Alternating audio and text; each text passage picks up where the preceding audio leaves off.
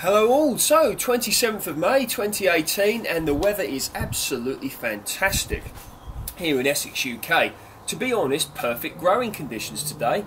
Had a rather loud thunderstorm last night, really heard it. It was about 1:30 in the morning, 2 AM, something like that. But God, it was loud and the rain came down heavy and hard, so the ground outside is lovely and saturated, so absolutely perfect. Obviously going to have to water here in the Polytunnel, but I've got a lot of things in now. In fact, I've probably got most things in now that I'm going to be growing for the summer. Absolutely masses really of varieties of things. So today what I'm going to do is just take you around and show you what I've got going on so you can have a look and you can follow my lead, if you will, if you're going to start planting things out that you've grown or plants that you've purchased or been given. So yeah, rather exciting time of year, but there's some massive growth going on. Absolutely plantastic, it truly is. So we'll start here in the Polytunnel.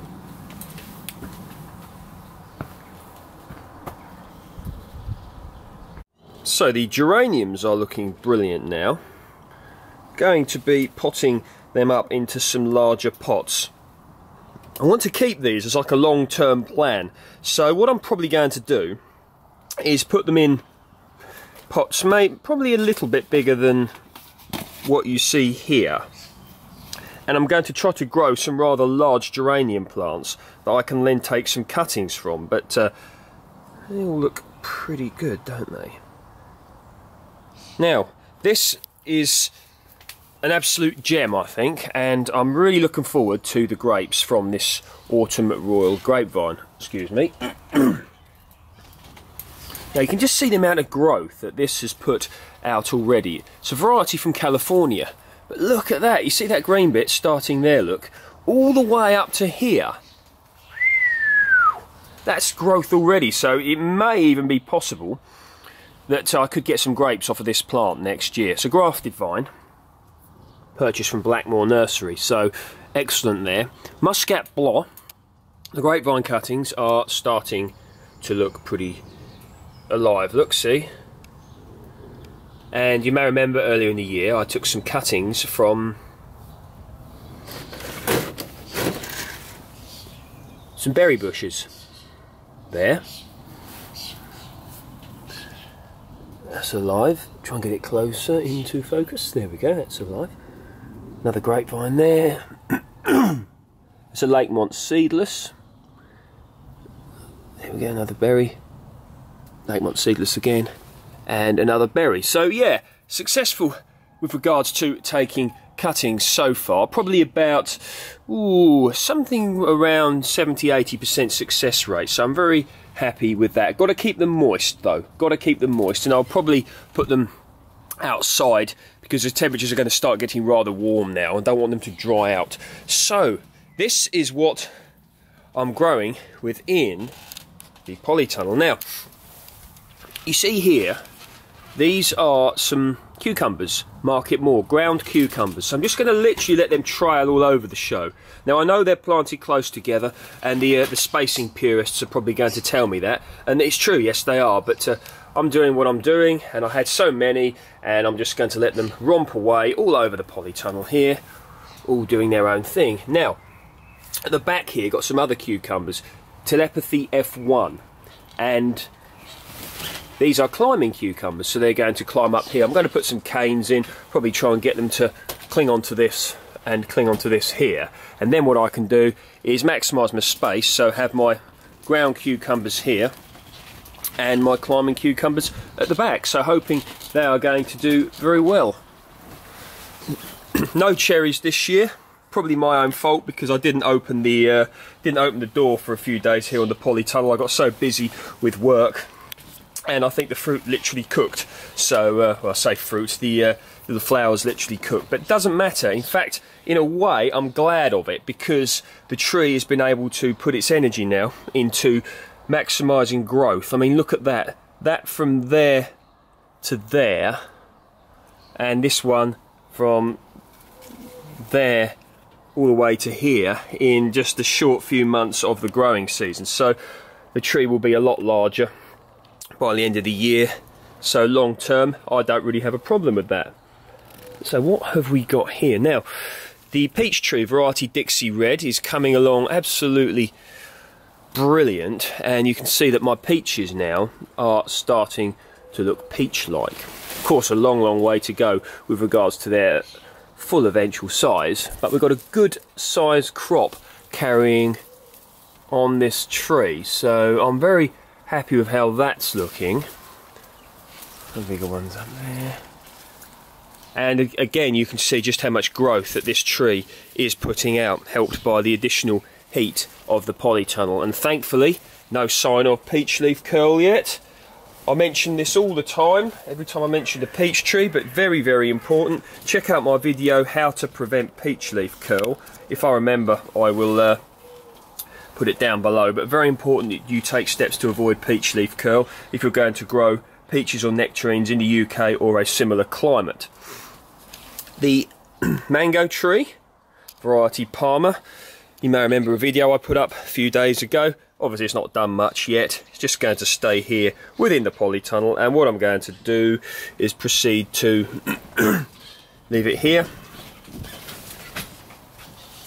Chris from I think it's either Go Tropical or Grow Tropical UK, an absolutely excellent channel. You want to check that one out, so much knowledge on there. But he told me about watering this with rainwater, so yeah, very good.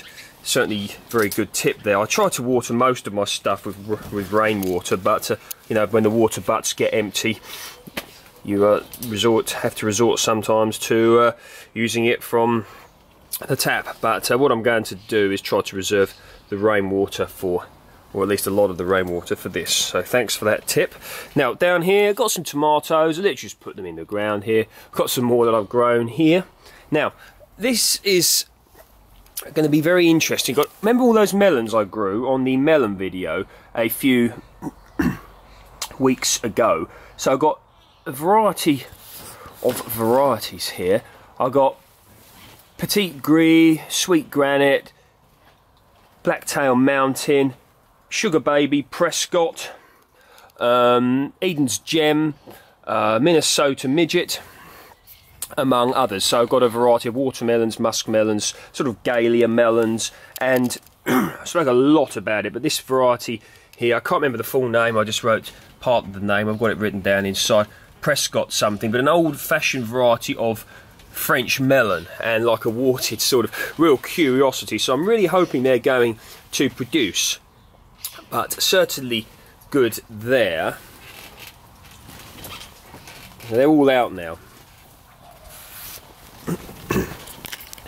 And what I'm hoping to do is, when my crop of melons and cucumbers is finished, I hope to then get something else in the ground here in the polytunnel for winter vegetables. Something like, you know, maybe a bit of kale in here, some spinach, stuff that will produce over the winter period. I might even have a go at some Chinese cabbage or some pak choy, something like that, you know, just something that there's something in here for the winter, but all being well, that's a long way away.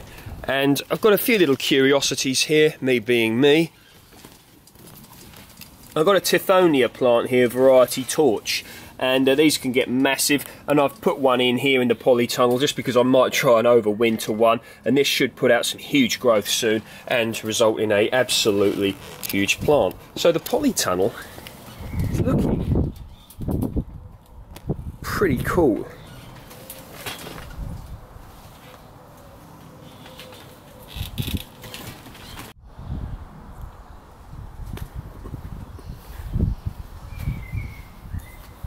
Okay, so you see my little patch here. Now this is just a rather small patch of vegetables that I've set here.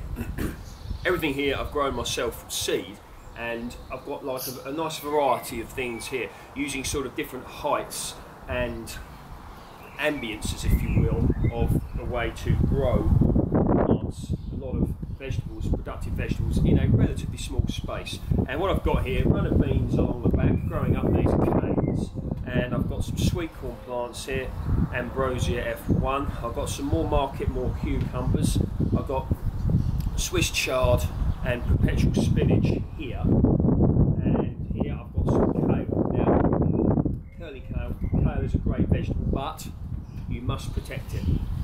So I've got these cloches over it. At the moment, whilst they're small and tender, the thing that would like to eat these a lot is the birds, pigeons in particular. Protected from that within these cloches, and also later in the season, cabbage white butterflies. So got to be very mindful of what cabbage white butterflies can do to your crop. Because literally what they do is they'll get in there, they hopefully won't get in here, but if they're not covered, they will lay eggs all over the leaves, and the caterpillars will hatch from the eggs, and they can decimate the crop. I have got a video last year of a crop I had which got decimated, which did indeed recover, but it's just something that you don't want to drastically reduce, if not completely destroy, the crop you get from it. So I'm looking pretty decent here. I'm happy with how it's coming on. So if we go a little bit closer, and the spinach, or some of it, I've had in for a few weeks, and some of it I put in yesterday. Swiss chard, that's spinach over there. This is Swiss chard. So I believe it was variety Bright Lights, and you can see here, really is a lovely cooling wind today, and I can feel the ground is lovely and saturated here. Look at that kale, look. Beautiful, isn't it? Again, set pretty close together, but I'm not worried.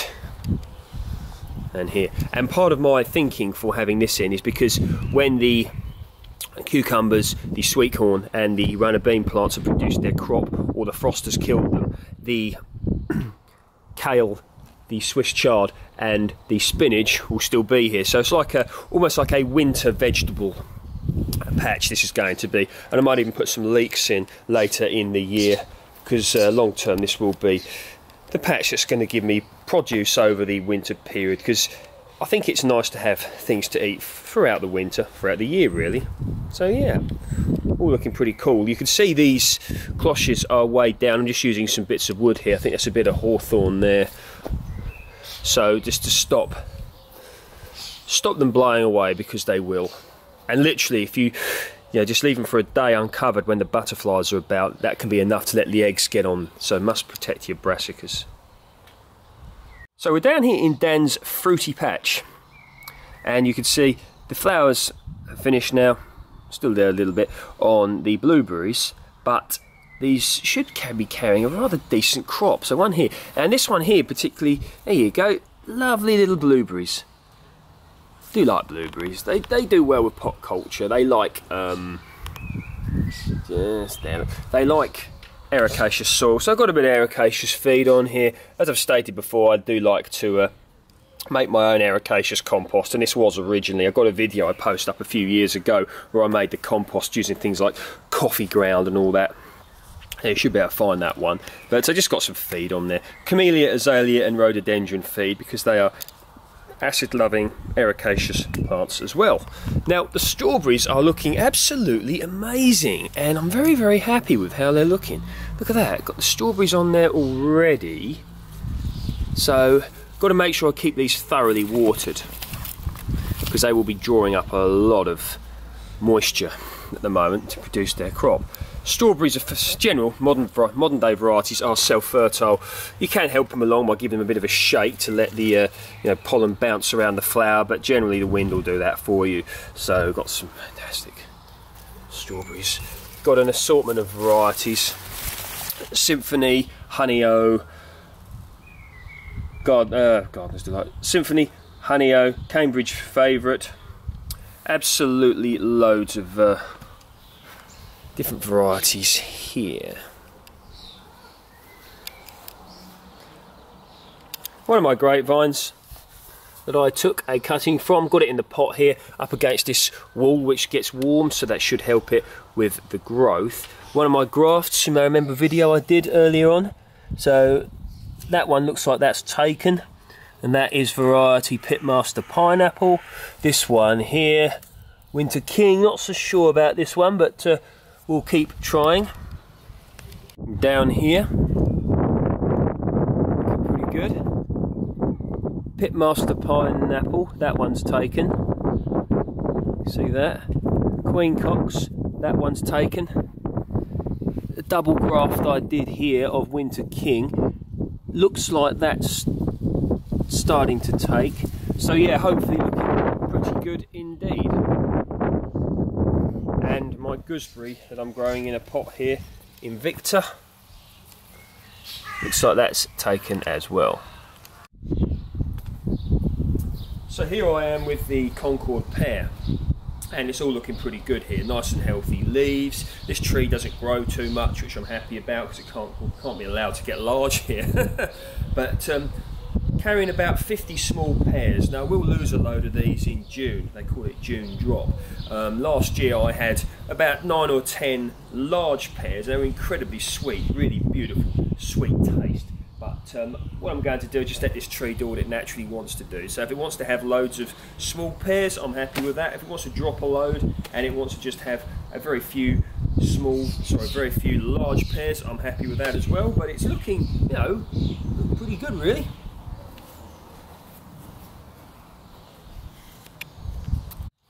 And here we have plum variety Jubilees, put out some good growth, and it's carrying a small crop, which for its second year in situ, last year it would have established, and this year it's put out some growth. So very happy with how it's coming on. And if I get the camera here, you can see the plums. Yeah, one there, one there. You can see it's like that one won't form. If I look, there we go, that's a decent sized one. I mean, if I just get a few, I keep saying pears, don't I? If I get just a few plums off of this, I'll be very, very happy indeed. I mean, look at that. So, all under control in that regard.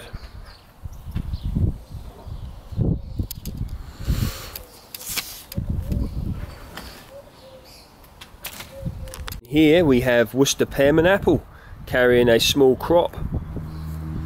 So I'm very happy with how this is coming along.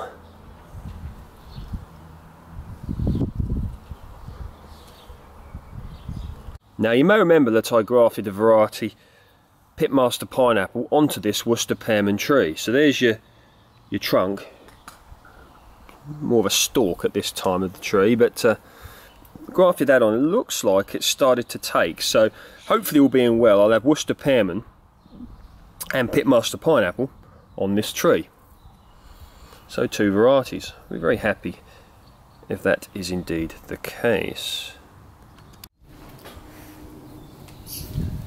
So if you've been following me for a while, you will know that one of my aims is to establish a little vineyard here, and this is a cutting I took a few years ago. This is Lakemont Seedless, and spoke a lot about the variety in the past, but it's put out some good healthy growth this year. So you can see it from there. Where my finger is here to here is growth so far. When you're growing grapes, it helps to grow them to create a microclimate for them. So this fence here gets rather warm when the sun, which ends up over there, bears down on this, and it adds to the additional heat, and it really helps to ripen the grapes as and when they come, and help to establish the plant a little bit quicker, help it with a little bit more growth. So certainly worth growing if you want to get involved in growing grapes. Although that appears to have broken there. I don't know how that's happened.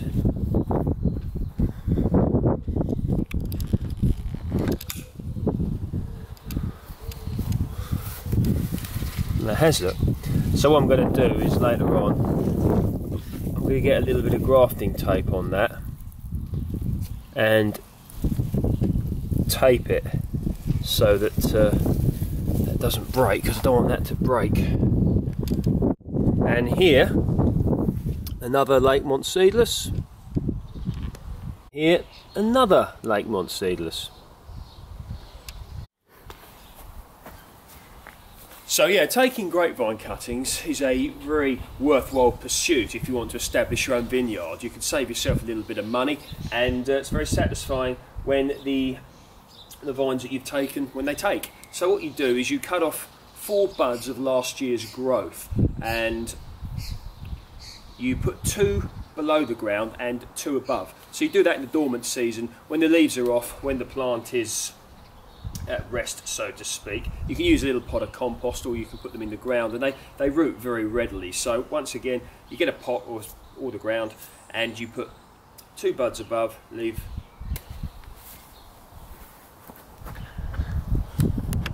okay. So being a little bit experimental here and making the most of microclimates. So you can see in front of me I have a large tub, and in front of me here is a south-facing wall. Now this wall gets very, very warm, and it holds heat well into the night. So what I've done, I've got a big tub here, and I've planted 4 Telepathy F1 indoor cucumbers in here, and I'm hoping that the additional warmth from the wall will help to create the microclimate so they can produce some crop outside.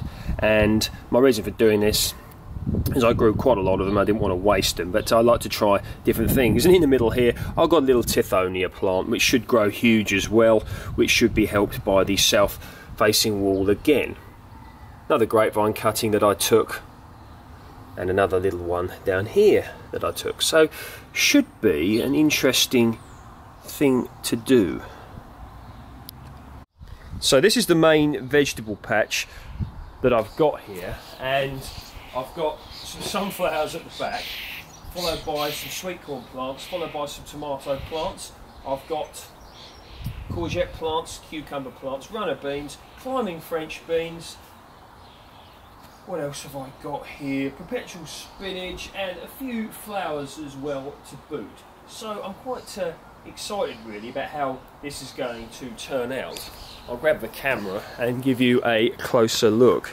Now you may see here I've got some rather pathetic looking berry bushes. Well, there's a reason. Someone was giving these away, they didn't want them, and I took them, Dan being Dan, and so I dug them up at this time of year, which is totally the wrong time of year to start moving around things. They move better, much better, when they're dormant, but there wasn't a choice because they were going to literally just be chucked away. So I thought, well, I'll give them a chance and put them in these pots, keep them well watered, and we'll see. I mean, looking a bit rough, and they were carrying large crops for small plants, which is a shame, but looking pathetic, but hoping that they'll survive, they'll bounce back, and next year they will probably parts of the plant will die, but I'm hoping at least a few of them, well, I'm hoping all of them will survive, but if just a couple of them, 3 or 4 survive, I'll be happy with that, but we'll see. So I'm hoping that I've rescued them from a fate.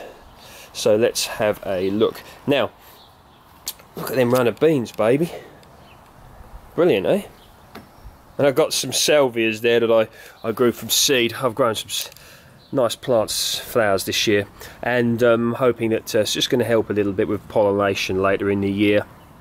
Get the bees here, and some pansies. I didn't grow these, but I grew these marigolds, and they're looking pretty good.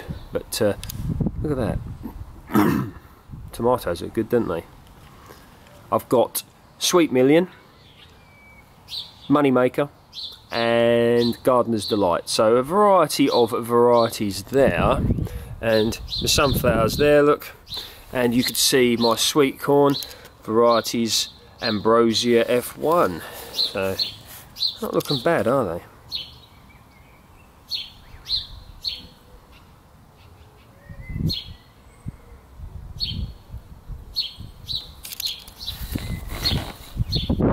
Lovely time of year, isn't it, when the weather's all nice like this. So yeah, this little patch here is probably about, I don't know, 3 metres by 5. It's amazing what you can get into it. And this is Blue Lake, climbing French beans. In my experience, they're often a little bit behind runner beans, but doesn't matter. Good for stir fries and things like that. Now look, this runner bean is starting to make its way up the cane. We've got a nice lot of flowers going on here. These marigolds, they've done very well actually. You may remember seeing them in the Polytunnel a few uploads ago. And here, the sweet peas are looking good. And now I didn't grow the clematis, but you may remember the how to grow a clematis in container video. So that's done well. I'm going to get an obelisk for this, but grew these climbing nasturtions climbing tower, looking pretty good. The Marigolds as well are looking pretty good, and the Salvias as well. So yeah. And me being me, I stuck a couple of runner beans in there as well, so they're going to trail down there and add to a bit of the variety. Does look nice, doesn't it?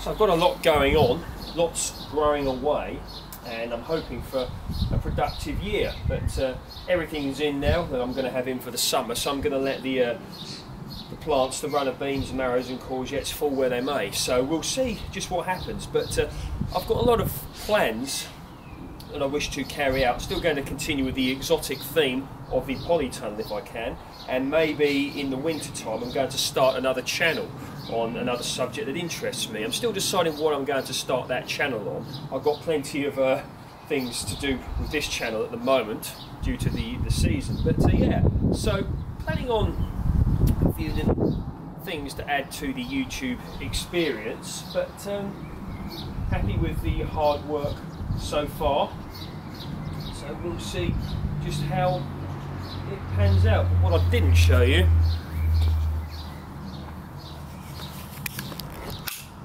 was, or is, the Sarpo Mira spuds. So there you go, come up there, look, coming up there and over there, so hoping for some good spuds as well. So enjoy your bank holiday Monday, people, take care and speak soon.